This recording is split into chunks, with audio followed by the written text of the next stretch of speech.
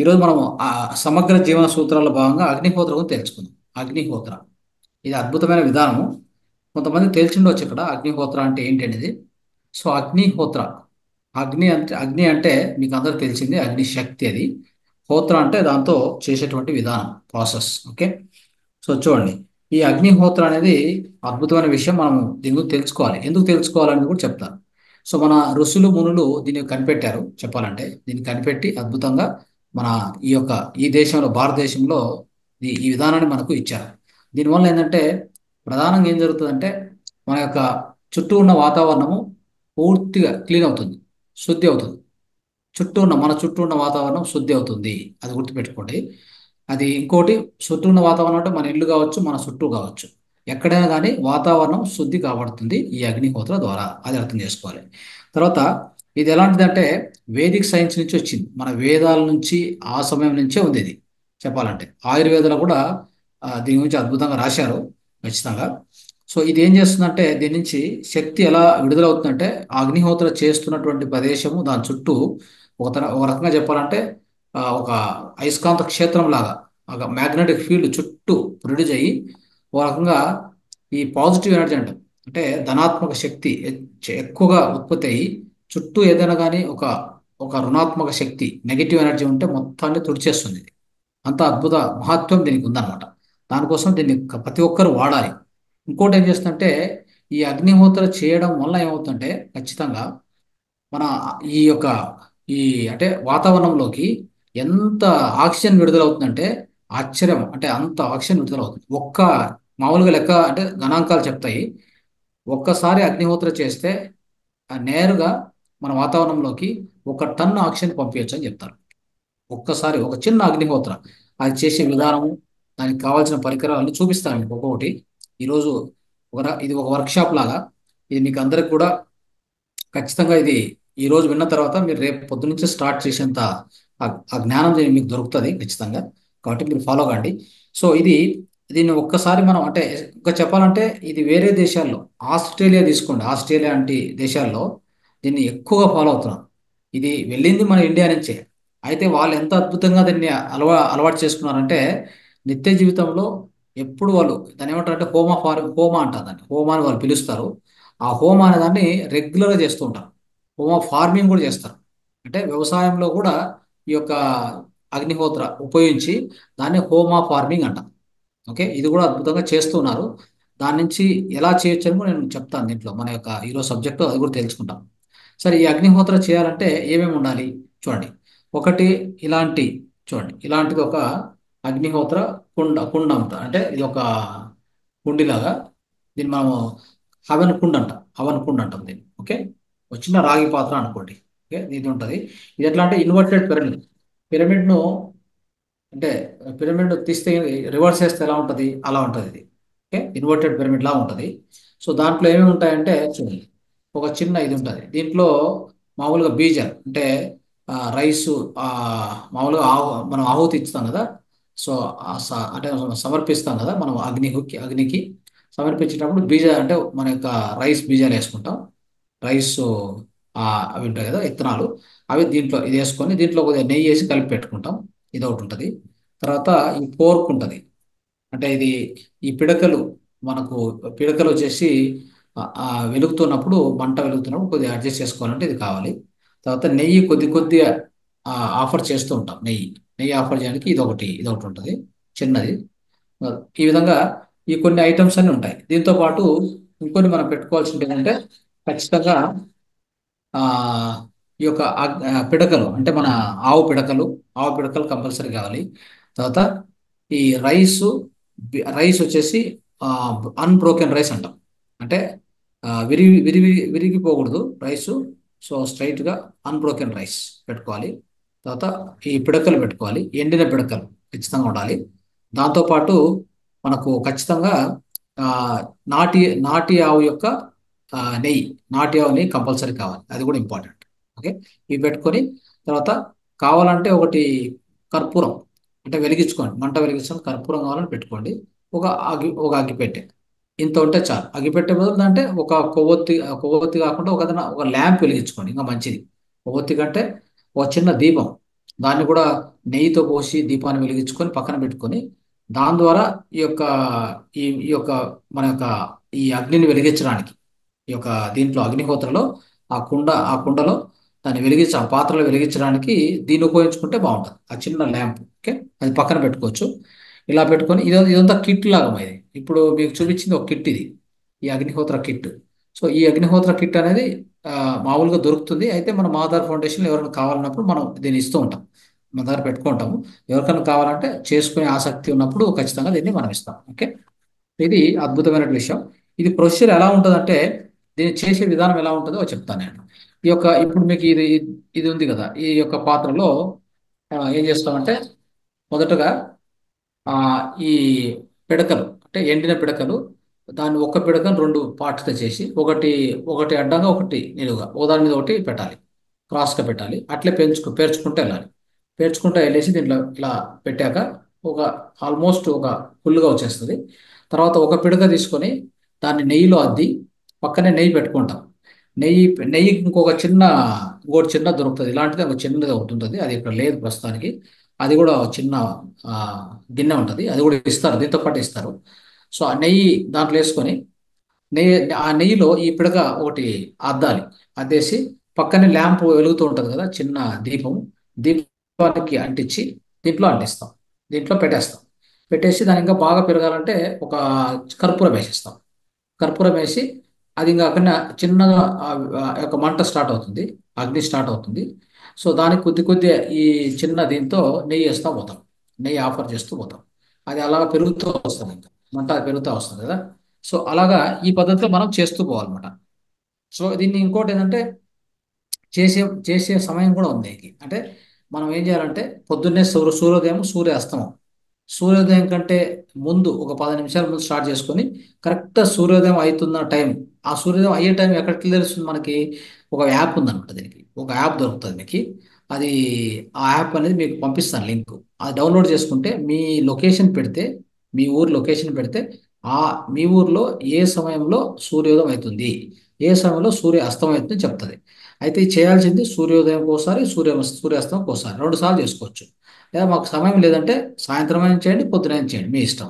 So at least ఒకసారి తీసుకుంటే ఉత్తమంగా ఉంటుంది, అద్భుతంగా ఉంటుంది. దాని యొక్క ఫలితాలు ఏంటో చెప్తాను నేను. ఆ ఫలితాలు వింటే మనకు ఆశ్చర్యంగా ఉంటుంది. సరే, ఇప్పుడు దీన్ని చేసే ముందు ఒక 10 నిమిషాల ముందు సూర్యోదయం ముందు స్టార్ట్ చేస్తే దానికి కరెక్ట్గా ఆ సమయానికి సూర్యోదయం అయ్యే ఆ టయానికి ఆ అగ్ని వెలిగించుకొని పెట్టుకోవాలి రెడీగా. అప్పుడు ఈ బీజాలను ఆఫర్ చేస్తూ మంత్రం ఉంటుంది. సూర్యోదయానికి ఒక మంత్రం ఉంటుంది, సూర్యాస్తమానికి కూడా ఒక మంత్రం ఉంటుంది. అది చదువుతూ మనము దీన్ని చేసుకుంటూ పోతే ఆ, దాని ఫలితం మనకు అద్భుతంగా ఉంటుంది. సరే, దీని యొక్క మెడిసినల్ ప్రాపర్టీస్ ఏముంటాయి అగ్నిహోత్రలో మనం బాగా గుర్తుపెట్టుకోవాలి. మన యొక్క బ్రెయిన్ సెల్స్ను, సో దాన్ని అంటే ఒక రకంగా యవనంగా తయారు చేస్తుంది. అంటే ఒక రకంగా ఆ, మన బ్రెయిన్ సెల్స్ ఏవైతే కొద్దిగా దానికి ఎనర్జీ లేకపోవడం అట్లా ఉంటే దాన్ని రియాక్టివేట్ చేస్తుంది. ఇంకా చెప్పాలంటే మన చర్మాన్ని అంటే శుద్ధంగా చేయడము, తర్వాత మన లోపల ఉన్న ఈ యొక్క బ్లడ్, రక్తాన్ని శుద్ధి చేయడము. సో ఇవన్నీ జరుగుతాయి అన్నమాట. కొంతమందికి అలర్జీ ఉంటుందని చెప్తారు, అలర్జీ ఉంటుంది, అలర్జీ ఎక్కువ అయింది అని చెప్తుంటారు. చూడండి, అలాంటి వాళ్ళను మనము ఈ అగ్నిహోత్ర చేస్తున్న పక్కన కూర్చోబెడితే దీని నుంచి వచ్చే ఆ స్మోక్ ఉంది కదా, ఆ పొగ వాళ్ళు పీల్చుకుంటే కొద్ది ఏమైందంటే వాళ్ళకున్న అలర్జీస్ అన్ని పోతాయి. చూడండి ఎంత ఆశ్చర్యం. అలర్జీస్ పెరుగుతాయి అనుకుంటాము, ఆ అలర్జీస్ వెళ్ళిపోతాయి, రివర్స్ ఇది యాక్చువల్గా ఆ యొక్క పొగ పీల్చుకునే కొద్దీ. సో అంత అద్భుతంగా పనిచేస్తుంది. తర్వాత ఇంకొక ఆశ్చర్యకరమైన విషయం అంటే ఇండియాలో జరిగింది ఇది. భోపాల్ గ్యాస్ ట్రాజడీ మీకు అందరికి గుర్తే ఉంటుంది. భోపాల్ గ్యాస్ లీక్ అని ఒకటి జరిగింది అనమాట, 1984 85 ఆ టైంలో. సో అప్పుడు ఏమైందంటే మొత్తం అది జరిగింది మధ్యప్రదేశ్ భోపాల్, ఇది భోపాల్లో జరిగింది. ఆ, ఈ గ్యాస్ లీక్ అయ్యి చుట్టూ ఉన్నటువంటి ఆ ఇండస్ట్రీ చుట్టూ ఉన్నటువంటి ఎంతో మంది చనిపోయారు. అందరూ కూడా అన్ని ఫ్యామిలీ చనిపోయాయి. అయితే ఒక ఫ్యామిలీ బతికింది అనమాట. అప్పుడు ఏమైంది అని చెప్పి ఆడ పోయి గమనిస్తే ఒక ఆశ్చర్యం తెలిసిందంటే వీళ్ళు 4 గంటలకు లేచి ఈ అగ్నిహోత్రం చేస్తూ కూర్చున్నారు. వాళ్ళు మామూలుగా ఎవ్రీడే చేస్తారు, అలానే ఈ రోజు కూడా చేస్తూ వచ్చారన్నమాట. చేసినప్పుడు ఏమైందంటే ఆ వచ్చిన ఆ గ్యాసు, ఈ ఎక్కువ ఆక్సిజన్ ఉంది కదా, ఈ చేయడం వలన వీళ్ళని ఏం చేయలేకపోయింది. అంటే ఆ గ్యాస్ వీళ్ళు అందరూ గ్యాస్ పీల్చుకొని అట్లా చనిపోతారు తప్పకుండా, ఎందుకంటే లోపల సఫికేట్ అవుతుంది. సో మనకు కావాల్సింది ఆక్సిజన్, బయట నుంచి ఏదో నైట్రోజన్, కార్బన్ డైఆక్సైడ్ వస్తే మనం ఏం చేస్తాం? ఎంతసేపు పీల్చుకుంటాం? ఇప్పుడు పొగ కొద్దిసేపు పీల్చుకుంటే మనం ఊపిరాడదు. అలాంటిది అది వస్తున్నా కానీ వీళ్ళు అగ్నిహోత్రం చేయడం వల్ల చుట్టూ వాళ్ళ వాతావరణంలో ఎక్కువ ఆక్సిజన్ ఉండడం వల్ల అది ఏం చేయలేకపోయింది. సో వీళ్ళు హాయిగా బతికారు. సో బతికి సో అది సార్ వాళ్ళు అది వస్తుందని తెలిసి ఎలాగో పోతాం కదా, అదేదో హోమం చేస్తా పోదాము పుణ్యమన్నా వస్తుంది అని మొదలు పెట్టారంట సార్. ఆ, అది చేయడం అంటే అది వస్తోంది, మనము ఎలాగో పోతాం, ఉమ్, కానీ పోయేదేదో మంచిగా చేసుకుంటూ పోదాము అని దాంతో మొదలుపెట్టి అది చేయడంతో ఉమ్. ఆ మొత్తం ఆక్సిజన్ నిండిపోయి వీళ్ళకి పాయిజన్ గ్యాస్ అనేది వీళ్ళ మూలకు దరిచేరకుండా వీళ్ళు బ్రతికారు. అవును. అది అది ఈ భోపాల్ ట్రాజడీతో మనకు అర్థమైందంటే అగ్నిహోత్ర యొక్క ఆ పవర్ ఏంటి అని మనకు అర్థమైంది యాక్చువల్గా. సో ఆ పవర్ అనేది మనకు అప్పుడు అర్థమైంది. అంతవరకు కూడా జనాలకి ఏంటంటే అగ్నిహోత్ర అంటే అదేదో మామూలుగా ఏమో పద్ధతిలే, అదేమో ఆ, పూర్వకాలం వాళ్ళు చేస్తారు, తర్వాత అదేం పెద్ద విషయం కాదని అనుకున్నారు. కానీ అప్పుడు హిందూ పత్రికలు అన్నింటిలో కూడా ఇది పెద్దగా పబ్లిష్ అయింది ఆ రోజుల్లోనే. అప్పుడు ఆ అగ్నిహోత్ర యొక్క మహిమ తెలిసిందనమాట. ఇలాంటివి మన సాంప్రదాయ పద్ధతులన్నీ మనం అర్థం చేసుకోవాలి. అర్థం చేసుకోవట్లేదు కాబట్టి మనం దాన్ని పాటించట్లేదు అంటే అంతే. సార్ దానికి మడుగు పద్ధతులు ఆచారాలు చాలా ఎక్కువ. అంత తతంగా మనకెక్కడ నడుస్తుంది, హడావిడిగా వెళ్ళిపోతాం కదా, లేదు, ఏమి లేదు. మనకెక్కడ అనే ఒక ఇది కూడా బుర్రలో ఉండిపోయింది సార్ చాలా అదే, జనాలకు. కానీ ఇప్పుడు సింపుల్ పద్ధతిలో మనం చెప్తున్నాం, ఇదేం పెద్ద విషయం కాదు. అవును ఇప్పుడు సార్, మనం చెప్తున్న అట్లంతా పద్ధతి ఏమీ అవసరం లేదు, ప్రతి అదే. ఒక్కరు కూడా ఈజీగా చేసుకోవచ్చు. సో తర్వాత ఈ మామూలుగా అందరూ అనుకున్నట్టుగా ఈ అగ్నిహోత్ర ఆడవాళ్ళు చేయకూడదు అని కొంతమంది చెప్తూ ఉంటారు. అది తప్పు. అది ఆడవాళ్ళు చేయొచ్చు, మగవాళ్ళు చేయొచ్చు. ఈ అగ్నిహోత్రకు ఎలాంటి ఇది లేదు. ఓకే. తర్వాత ఈ అగ్నిహోత్ర గురించి అద్భుతంగా ప్రచారం చేసింది, ఎక్కువగా చేసింది అంటే పండిత శ్రీరామాచారి అని చెప్పేసి మన హిమాలయస్ దగ్గరలో వాళ్ళది ఉంది. ఆ, దాన్ని ఏమంటారంటే గాయత్రి పరివార్ అని చెప్పి గాయత్రి పరివార్ వాళ్ళ సంస్థ. దానికి స్వామీజీ గారు పండిత శ్రీరామాచార్యులు ఆయన అద్భుతంగా దీన్ని ప్రచారం చేశారు చెప్పాలంటే. ఈ అగ్నిహోత్ర అనేది ఎంతో విరివిగా, ఎంతో డెప్త్గా దీన్ని ప్రచారం చేశారు. సో ఆయన గురించి ఇంకా ఎక్కువ వివరాలు కానీ తెలుసుకోవచ్చు. మీరు గాయత్రి పరివారం కొట్టండి, ఇంటర్నెట్లో వచ్చేస్తుంది మీకు. తర్వాత ఇంకోటి ఇదేంటంటే మనం ఎక్కువ గుర్తుపెట్టుకోవాల్సింది sunrise time, sunset time. అంటే ఉదయము సాయంకాలము కరెక్ట్గా సూర్యుడు ఉదయించేది, సూర్యుడు అస్తమించడం చేయాలి, ఇది గుర్తుపెట్టుకోండి. తర్వాత ఇది అపార్ట్మెంట్లో, గార్డెన్లో, ఆఫీసుల్లో, తర్వాత మన వ్యవసాయ క్షేత్రంలో, వ్యవసాయం మన దీంట్లో పంట పొలాలు పండించే దగ్గర అన్ని చోట్ల చేసుకోవచ్చు దీన్ని. చాలా అద్భుతంగా ఉంటుంది. తర్వాత ఈ మంత్రం కూడా చెప్తాను నేను, ఎలా ఉంటుంది చూడండి. ఆ మంత్రం ఎలా ఉంటుందని మీకు చెప్తాను. మంత్రం మామూలుగా ఉదయం మనము దీనికి ఇది కూడా పంపిస్తాను, వీడియో కూడా పంపిస్తాను మీకు, ఎలా చేసుకోవాలని ఆ వీడియోలో చూపిస్తాను నీట్గా. అంటే ప్రాక్టికల్గా చేస్తూ ఉంటారు, మీరు దాన్ని పెట్టుకొని కూడా చేసుకోవచ్చు. ఈ పిడకలు దొరుకుతాయి బయట. తర్వాత ఈ నాటి ఆవుది నెయ్యి దొరుకుతుంది. ఇట్లా కిట్ దొరుకుతుంది. ఇంకా చాలు, అంత ఉంటే చాలు, మనం చేసుకోవచ్చు. మామూలు రైస్ అనేవి ఆ, ముక్కలు ముక్కలు కాకుండా పూర్తి ఆ రైస్ ఆ బీజాలు ఉంటాయి కదా, అవి తీసుకొని చేయాలి దీంతో. అంతే, ఇంకేమడదు. సరే. ఇది వచ్చేసి సన్ రైజ్లో అంటే సో ఉదయించేటప్పుడు చేసామనుకోండి ఈ యొక్క అగ్నిహోత్రం, అప్పుడు ఏ మంత్రం ఉంటుందంటే సూర్యాయ స్వాహ, సూర్యాయ ఇదం నమః. ఆ మంత్రం అంటే అప్పుడు రెండు ప్రతిసారి కూడా పొద్దున కానీ సాయంత్రం కానీ రెండు ఆహుతులు ఇస్తాం. అంటే రెండు సార్లు ఈ ఆ, ఆఫర్ చేస్తాము. పొద్దున రెండు ఆహుతులకు కూడా, అంటే సన్ రైజ్లో కానీ రెండు ఆహుతులు, సన్ సెట్లో కూడా రెండు ఆహుతులు. ఫస్ట్ ఆహుతి ఇచ్చేటప్పుడు ఈ మంత్రం చదవాలి. ఏది? సూర్యాయ స్వాహ, సూర్యాయ ఇదం నమః అని చెప్పేసి. తర్వాత ఇంకో ఆహుతి ఇచ్చేటప్పుడు ప్రజాపతియే స్వాహ, ప్రజాపతియే ఇదం నమః అని చెప్పి ఇంకోటి చేయాలి. ఇది మనం చేయాల్సింది ఎప్పుడు? పొద్దున్నే. అదే సాయంత్రం అనుకోండి, ఆగ్నేయ స్వాహ, ఆగ్నేయ ఇదం నమః, ప్రజా మరి రెండో అదొక ఆఫర్ ఇస్తాము, ఆఫరింగ్ చేస్తాము. అంటే ఓ ఆహుతి, ఫస్ట్ ఆహుతి. సెకండ్ ఆహుతి చేసేటప్పుడు ప్రజాపతియే స్వాహ, ప్రజాపతియే ఇదం నమః అని చెప్పి చేస్తాం. చేయడం వల్ల అప్పటికి సాయంత్రం రెండు మంత్రాలు, పొద్దున్నే రెండు మంత్రాలు. ఆ రెండు సార్లు కూడా ఫస్ట్ మంత్రానికి ఫస్ట్ ఆహుతి, సెకండ్ మంత్రానికి సెకండ్ ఆహుతి చేస్తే అక్కడికి అయిపోతుంది. ఈ విధంగా చేయాలి. ఇది మిత్రులారా, ఇంకోటి, ఈ అగ్నిహోత్రం మీద రీసెర్చ్ జరిగింది, ఎంతో రీసెర్చ్. మీరు చెప్పాలంటే ఆస్ట్రేలియాలో చాలా ఎక్కువ చేస్తారు దీన్ని. ఓకే, ప్రతి ఇంట్లో చేస్తారు, అర్థం చేసుకోండి. మనం మాత్రం మర్చిపోయి కూర్చున్నాం. మనకు దీని నుంచి ఏదో మనకు అవసరం లేదు, ఇది మనది కాదన్నట్టుగా వదిలేశాం. చిన్న చిన్న ఇంట్లో ప్రతి ఒక్కరు ఇది ఇట్లా పెట్టుకొని చేసుకోవచ్చు. దీని ఇంకోటి, మన భారతదేశంలో అతి ఎక్కువ ప్రచారం చేస్తుంది అక్కలకోట మహారాజు. అక్కలకోట అని మన షిరిడీకి దగ్గరలో ఉంటుంది అనుకుంటా. సో మన మహారాష్ట్రలో వాళ్ళు అక్కలకోట సంస్థానం వాళ్ళు ఈ యొక్క అగ్నిహోత్ర గురించి అద్భుతంగా ప్రచారం చేస్తున్నారు.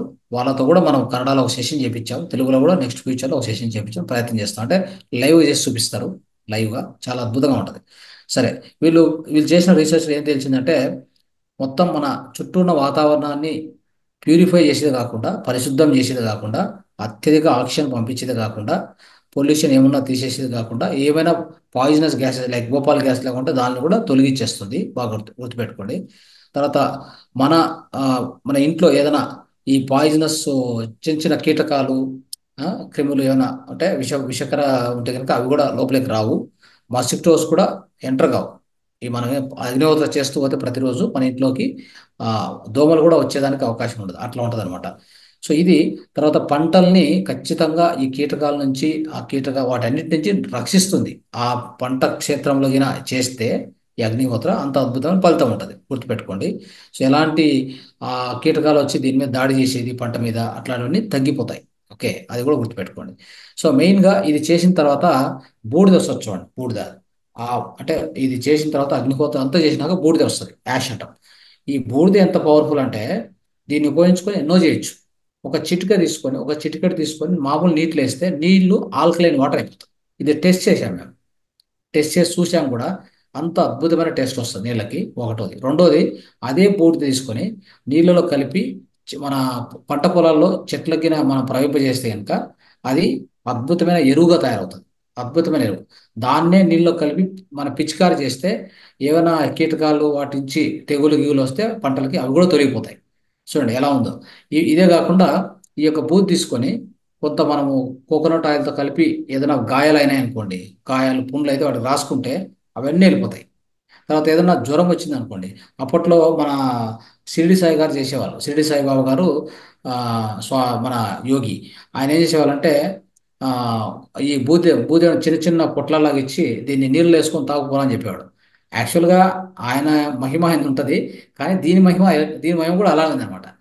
ఆ బూడిద మహిమ కూడా దాంట్లో ఎన్నో, ఆయన ఏం చేస్తారంటే ఎన్నో మూలికలు వేసి ఆ యొక్క ఈ ఫైర్ వస్తూ ఉంటుంది, ఆ అగ్ని ఇదవుతుంటుంది.